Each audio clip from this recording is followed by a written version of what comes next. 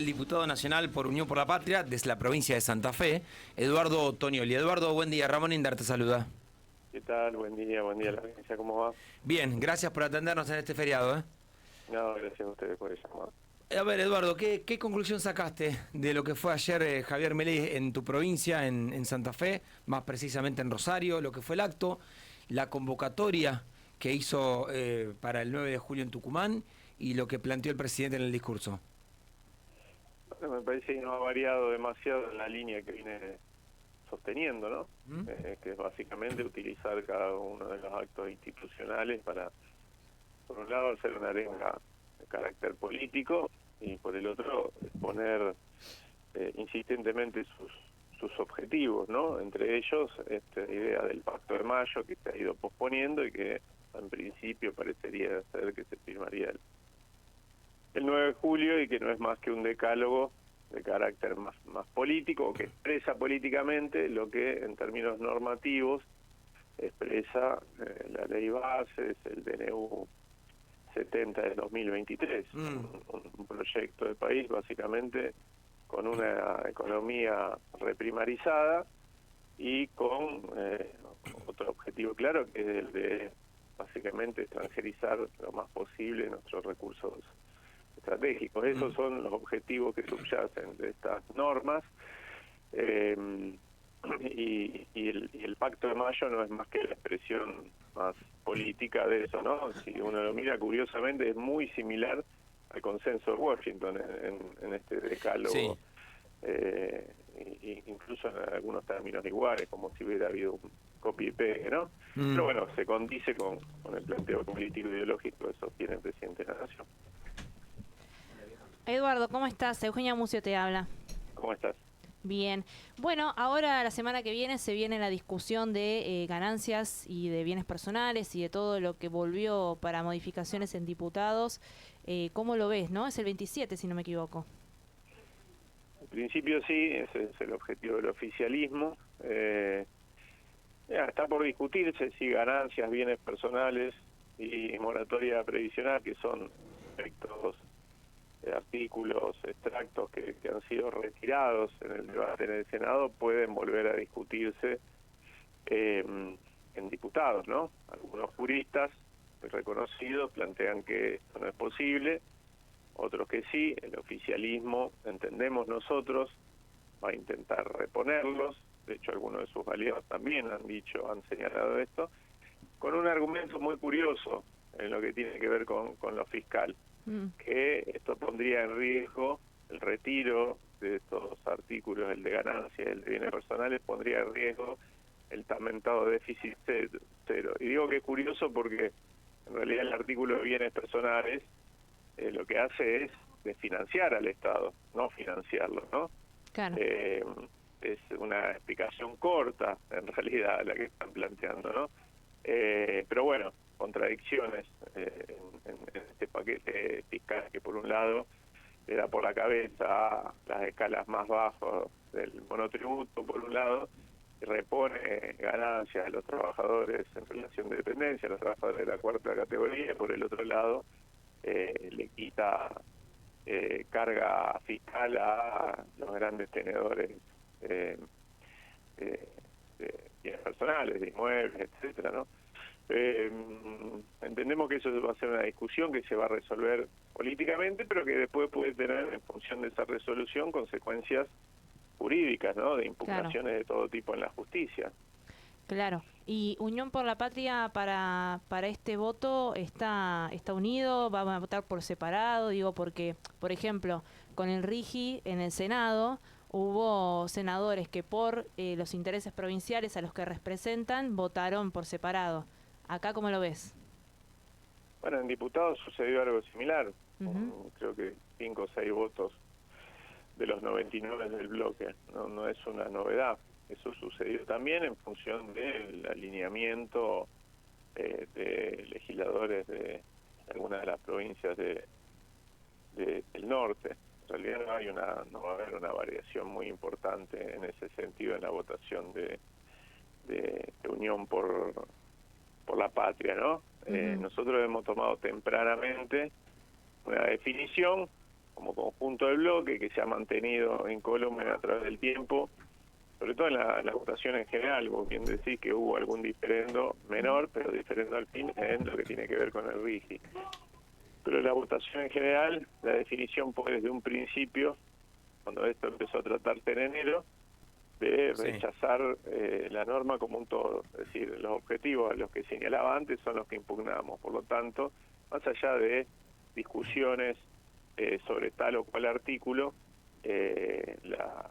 lo que nosotros cuestionamos es esta vocación reprimarizante del gobierno que se trasluce en estas propuestas, o en el DNU también, y además la idea de convertir a la Argentina casi en una especie de enclave colonial. Ahora, Eduardo, ¿no? De economía de enclave. Sí. Perdón que te interrumpa. Sí. Quien habla es Eduardo Tonioli, diputado nacional de Unión por la Patria. Hace unos días hablábamos con el senador Edgardo Cuéllar de Entre Ríos, y él decía, miren, yo voté a favor de la ley, y él es del PJ, y dice, yo voté a favor porque la verdad que el objetivo que tenía el bloque de Unión por la Patria referenciado en Cristina Fernández era que estalle todo. Dice, la idea era que se caiga la ley para que haya una corrida bancaria, para que los mercados estén nerviosos, para que Milei tenga una crisis política, digamos, tenían ese objetivo. Bueno, eso corre por cuenta del senador Cuéllar. Cuéllar hace mucho tiempo que está en un proyecto personal, ¿no? Del 10 de diciembre, desde antes. Entonces, por supuesto que va a tratar de justificar su voto de alguna manera, y es la forma que eligió, ¿no? En primer lugar, el bloque de diputados de Unión por la Patria en la Cámara de Diputados de la Nación no es el bloque conducido por Cristina Fernández de Kirchner. El peronismo tiene una multiplicidad de referencias políticas, de liderazgos, todos de ellos muy valiosos, algunos con más peso específico, otros menos. Seguramente Cristina Fernández de Kirchner tiene un peso muy importante. En general se utiliza la referencia a la expresidenta como una especie de forma de descrédito, o la referencia al bloque Unión por la Patria como el bloque kirchnerista. Sí. Es el bloque de Unión por la Patria, el bloque del peronismo y algunos aliados, porque no todos son los diputados y diputadas son peronistas, ¿no?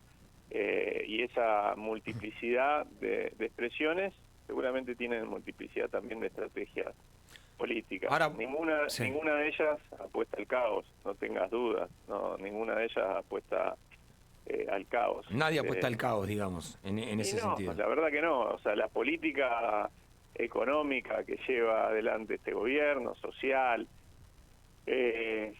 incluso hasta la política discursiva, trasladada al plano de su política judicial, es la que de alguna manera u otra está llevando un escenario de inestabilidad. Un régimen de estas características, como el que propone Milei, no tiene forma de estabilizarse en el tiempo, de eso no tengas duda, y no depende de la voluntad de los actores políticos. Pero vos entendés al senador que votó a favor de, no sé, del RIGI, siendo del peronismo, ¿no? O de no comparto, ni entiendo, ni me interesa entenderlo, porque es parte de un proyecto personal. Bueno, pero por ejemplo, la senadora... Volaban embajadas y camiones de caudales. Entonces, la verdad que es... digo, y es público esto, ¿no? Pará, a ver, me interesa esto. En el Senado volaban embajadas y camiones de caudales. Entiendo lo de la embajada por la senadora Krexel, pero ¿por qué los camiones de caudales? Bueno, pero si es público lo de la embajada, ¿por qué uno no puede sospechar que hubo canjes de todo tipo? Con lo que está en juego, con el régimen de incentivo de las grandes inversiones, vamos, no seamos ingenuos. Por supuesto que no tengo un elemento para decir tal o cual senadores. Ahora, frente a tamaña presión sobre el Senado y frente a tamaña torcida de voluntades con respecto a algunos que decían una cosa un día y al día siguiente decían otra, no me refiero a este senador en particular, me refiero a otros que decían que jamás en su vida iban a votar, por ejemplo, facultades delegadas, y después levantaron las 4 manos. Entonces, frente a tamaños cambios, la verdad que todo otro tipo de explicación a veces resulta corta, ¿no? Repito, estamos frente a un intento de cambio de régimen. Incluso te diría que hay un intento de reforma constitucional encubierta, de una manera no muy elegante, ¿no?